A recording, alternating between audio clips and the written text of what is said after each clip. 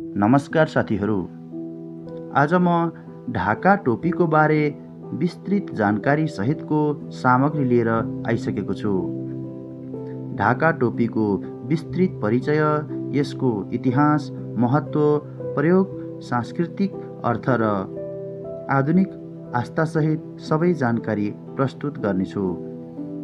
ढाका टोपीको परिचय। ढाका टोपी नेपालमा प्रचलित एक विशेष प्रकारको टोपी हो, जुन ढाका कपडा हातले बुनेर बनाइन्छ। यो नेपाली पुरुषहरूको राष्ट्रिय पोसाकको एक प्रमुख प्रतीक मानिन्छ। ढाका शब्द बङ्गालको ढाका सहर अर्थात् आजको बङ्गलादेशबाट आएको हो, जहाँबाट ढाका कपडाको सुरुवात भएको मानिन्छ। ढाका टोपीको इतिहास। ढाका कपडा नेपालमा 17औं शताब्दीतिर भारत र बङ्गलादेश हुँदै भित्रिएको अनुमान गरिन्छ। रणबहादुर शाह र जङ्गबहादुर राणाको पालामा यो कपडा र टोपी उच्च वर्गका मानिसहरूले प्रयोग गर्न थाले। पछि राजा महेन्द्रले ढाका टोपीलाई राष्ट्रिय पोसाकको रूपमा मान्यता दिएपछि यसले राष्ट्रिय पहिचानको रूप लियो। विशेष गरी 2022 साल सन् 1965 पछि सरकारी कार्यक्रममा ढाका टोपी लगाउने परम्परा बलियो बन्यो। ढाका टोपीको सांस्कृतिक र राष्ट्रिय महत्त्व। राष्ट्रिय प्रतीक। ढाका टोपी नेपालको राष्ट्रिय पोसाक दौरा सुरुवालसँग जोडिएको छ। नागरिकता, पासपोर्ट र औपचारिक समारोहमा यसलाई सम्मानको प्रतीकको रूपमा मानिन्छ। आदर र पहिचान। ढाका टोपी लगाउनु भनेको आफ्नो संस्कृति, परम्परा र गौरवप्रति आदर प्रकट गर्नु हो। बडा दशैँ, तिहार, विवाह र राष्ट्रिय पर्वमा यसले व्यक्तिको शालीनता र इज्जत देखाउँछ। उत्सव र समारोहमा प्रयोग।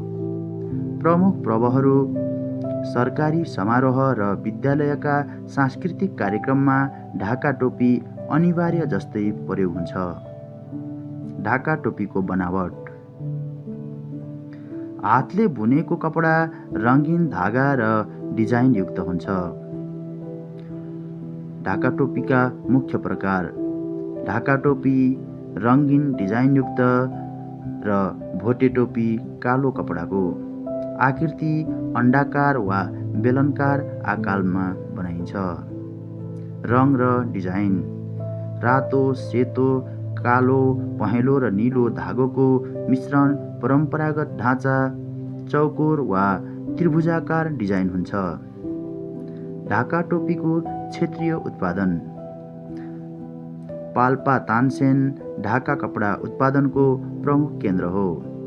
इलाम, धराम, ताप्लेजुङ, धनकुटा आदि ठाउँहरूमा पनि ढाका बुनेको पाइन्छ। पाल्पाली ढाका टोपी विश्वभर परिचित ब्रान्ड हो। ढाका टोपीको प्रयोगका क्षेत्रहरू। राष्ट्रिय पोसाक दौरा सुरुवालसँग, सरकारी अधिकारी वा समारोहमा, विवाह, पूजापाठ र औपचारिक कार्यक्रममा। पर्यटकले स्मृति चिन्हको रूपमा पनि यसलाई लाने गर्दछन्। अन्तर्राष्ट्रिय स्तरमा ढाका टोपीको महत्त्व। विदेशमा रहेका नेपालीहरूले ढाका टोपीलाई आफ्नो राष्ट्रिय पहिचानको प्रतीकका रूपमा प्रस्तुत गर्छन्।